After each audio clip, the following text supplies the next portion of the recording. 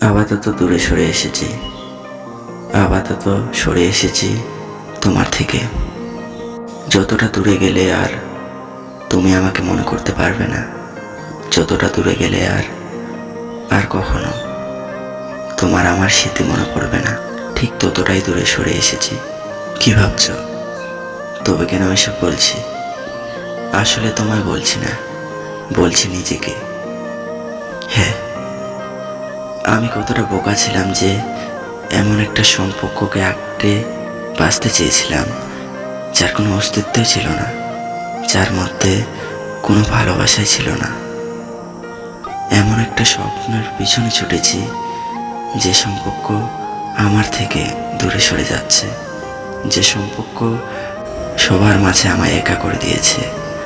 যখন বুঝতে পারলাম তখন অনেকটা দেরি হয়ে গেছে, অনেকটা পথ চলে এসেছি এই সম্পর্কের মাঝে, অনেকটা পথ চলে এসেছি আবার সমস্ত অতীতকে ছেড়ে।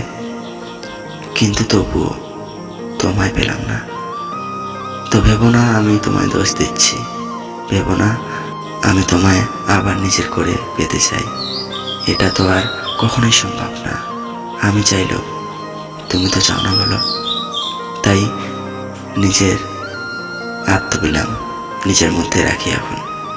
শুধু মনে হলো একবার কথাগুলো যদি তোমার কাছে পৌঁছানো যেত, তাই আর কি নিজের মধ্যে এই কথাগুলো বললাম।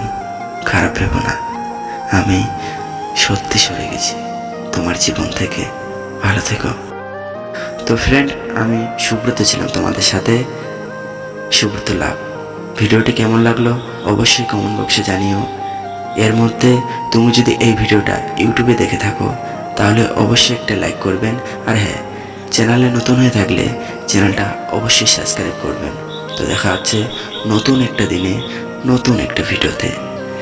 সবাই ভালো থেকো, সবাইকে ভালো রেখো, ভালো থেকো। Thank you.